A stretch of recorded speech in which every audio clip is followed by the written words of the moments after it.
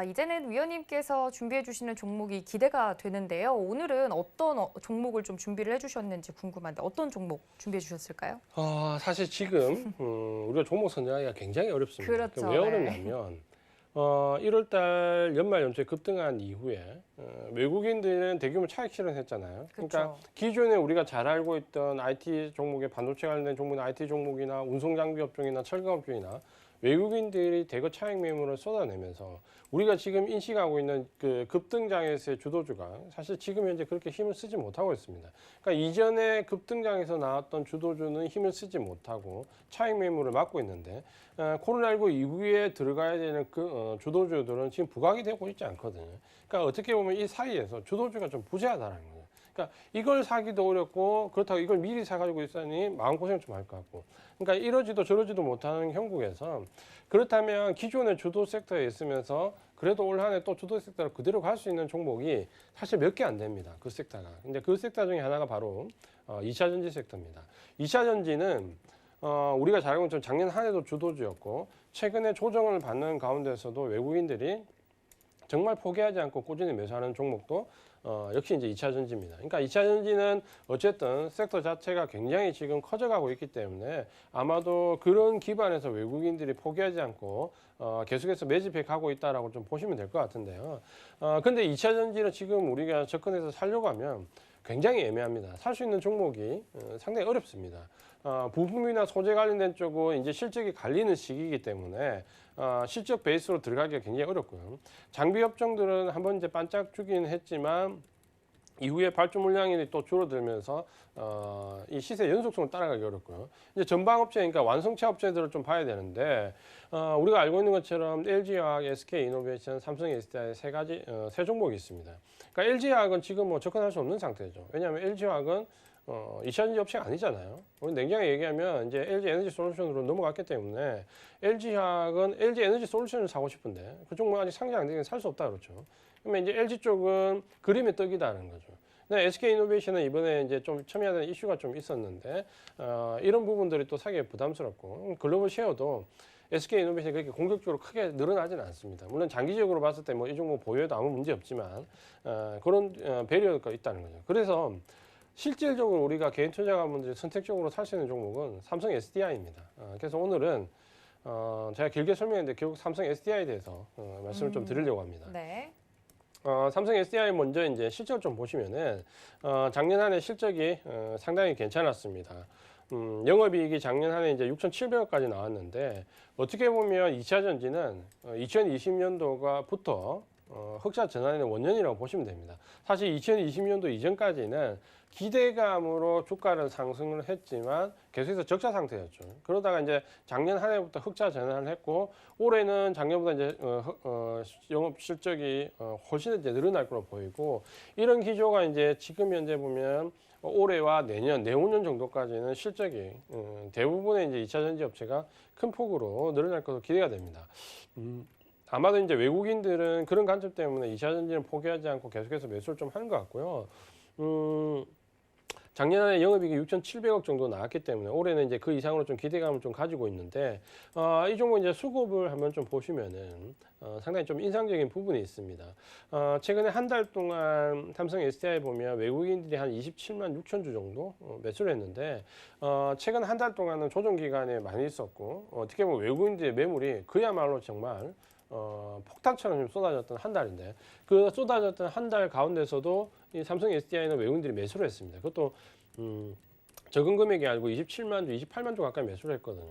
금액이 상당히 있는 종목이기 때문에 가격으로는 상당한 부분이 있는데 그만큼 외국인들이 차익 매물이 많이 나오는 가운데서도 삼성 SDI는 꾸준히 매수를 했다. 이렇게 좀 보시면 될 것 같고요.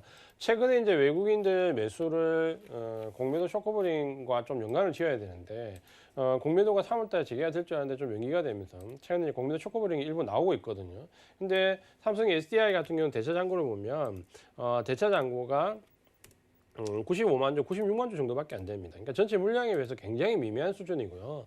96만 주 혹시 많은 게 아니냐 이렇게 좀 생각할 수 있는데 공매도 비중을 보면 0.01 1%가 채 되지 않습니다. 그러니까 굉장히 적은 물량의 대차 공매도 비중이 나오고 있기 때문에 삼성 SDI 같은 경우는 공매도도 거의 없다라고 보시면 됩니다. 그러니까 이게 왜 중요하냐면 지금 현재 외국인들 수급이 들어오는 종목들을 보시면은 제가 봤을 때는 한 70% 이상이 공매도 쇼커블이거든요. 그러니까 이게 좀 착각할 수 있는데 실제적으로 외국인이 매수하는 종목과 공매도 쇼커블이라는 종목을 구분해 본다면 삼성 SDI 같은 경우는 공매도 쇼커블이 거의 없는 상태에서 순수하게 섹터 자체에 종목 자체에 레벨업을 기대하면서 들어와 있는 순수 매수 물량이다. 이렇게 보시면 될 것 같습니다. 최근에 이제 차트를 좀 보면 사실 이 종목이 원래 이제 40만 초반대에서 저희 또 추천 적극적으로 드렸다가 화재 이슈가 나면서 또다시 이제 좀 행보 기간을 거치고 가격 조정 중 기간을 거쳤는데 이후에 또다시 이제 가파른 상승을 좀 했습니다. 제가 이제 좀 전에 말씀을 드릴 때 소급적으로 우리가 오늘 이슈 시간에 좀 배웠던 뭡니까? 기관이 매도할 때 그걸 외국인이 받아가는 종목에 좀 주목하다 이런 말씀을 드렸잖아요. 그러니까 이 종목 같은 경우도 지금 보시면은 외국인 주가가 계속해서 큰 폭으로 상승한 기간 동안 아래쪽에 보시면은 파란색 막대 기관들이 굉장히 매도를 공격적으로 많이 했습니다. 특히 연기금을 비롯해서 이렇게 기관의 매물이 나올 때 위쪽에 보시면 빨간 막대 외국인들이 굉장히 이 물량들은 다 받아가는 모습을 좀 보여주고 있습니다. 그러니까 수급적으로 가장 이상적인 모습이 기관이 매도하고 그걸 외국인이 받아가는 모습이거든요. 근데 대부분의 종목들 찾아보면 기관이 매도한 종목은 대부분 개인이 받아갑니다. 그러니까 그런 종목들이 거의 태반인데 삼성 SDI 같은 경우는 외국인이 매도하는 종목을 기관이 매도하는 종목을 대부분 외국인들이 매수해 가면서 수급적으로도 상당히 좋은 모습을 좀 보여주고 있습니다.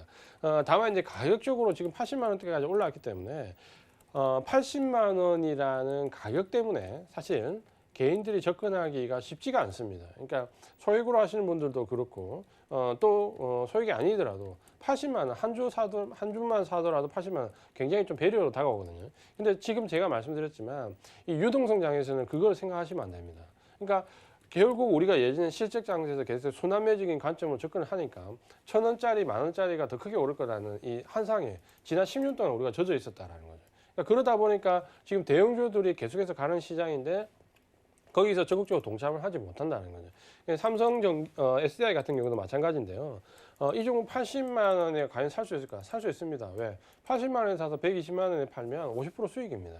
그러니까 이 종목을 120만 원에 팔 수 있다는 확신만 있으면 지금도 얼마든지 살 수 있죠. 왜냐하면 80만 원짜리가 120만 원 가면 수익이 50%잖아요. 그러니까 그런 관점에서 지금 유동성 장에서는 접근을 하셔야지. 일단 가격적인 부분에 예전에 있던 순환매적인 관점, 가격적인 부담 이렇게 접근해서는 조금 어렵다라는 부분을 좀 말씀을 드리겠습니다. 그런 관점에서 보신다면 삼성 SDI는 지금 시장의 성장폭을 감안하면 아직까지는 상승 가능성이 좀 있고요. 이 성장하는, 그러니까 없던 곳에서 새로 생기는 곳에서 PR을 가지고 고평가 논란을 많이 얘기하는데 삼성 SDI도 예를 들면 PR 관점으로 좀 보신다면 지금 한 40배, 50배 정도 이미 좀 들어와 있습니다.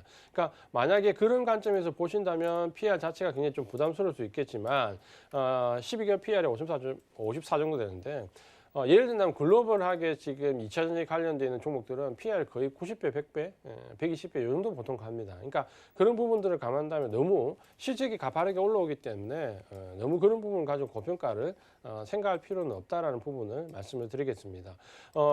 최근의 장에서 유동성 장에서 종목 고르기가 어렵고 주도주가 없는 상태에서 상당히 어렵다면 과거 주도주지만 앞으로도 주도주로 그래도 시장 수익률 플러스 알파로 갈 수 있는 종목 삼성 SDI 같은 경우에 주목을 한번 해보자 말씀을 드리겠습니다.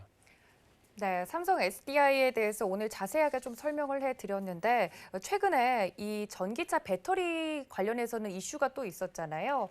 LG화학과 또 LG 에너지 솔루션과 SK 이노베이션이 이 둘의 소송이 계속 문제가 됐었고 저희 프로그램 통해서도 이슈를 다뤘던 것으로 기억이 되는데 LG의 승리로 마무리가 됐잖아요. 오히려 삼성 SDI가 거기에 반사이익을 받고 있다라는 의견이 있던데 이 부분에 대해서는 동의하시나요, 의원님?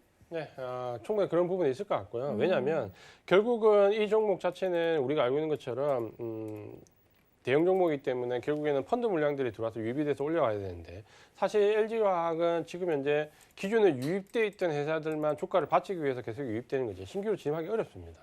그러니까 그 물적 분할 이후 인적 분할 이슈가 있기 때문에 SK 이노베이션 같은 경우는 이번에 걸리는 부분이 물론 장기적으로 보면 해소될 문제지만 일단 단기적으로 LG화학과 합의를 해야 되는 부분이 있기 때문에 펀드 물량들이 쉽게 접근하지 않는다는 거예요. 단기적으로 봤을 때는. 그러면 개인들도 마찬가지지만 펀드들이 지금 2차전지 관련된 종목에서 우리나라에서 부담 없이 살 수 있는 게 삼성 SDI고 그러니까 이 부분이 왜 중요하냐면 지금 당장 이제 2월 말 되면 MSCI 리밸런싱 있잖아요. 그때 분명히 이 2차 전지에 관련된 부분을 밸런스를 좀 맞출 건데 과연 펀드 물량들이 뭘 사겠냐라는 거죠. LG화학을 살 수 있겠냐, SK이노베이션을 공식적으로 사겠냐라고 봤을 때 대안은 제가 봤을 때 삼성 SDI가 가능성이 좀 굉장히 큽니다. 그래서 2월 말 MSCI 리밸런싱 때 오히려 삼성 SDI 쪽으로 매기가 좀 많이 몰려들 수 있다는 관점 말씀을 드리겠습니다.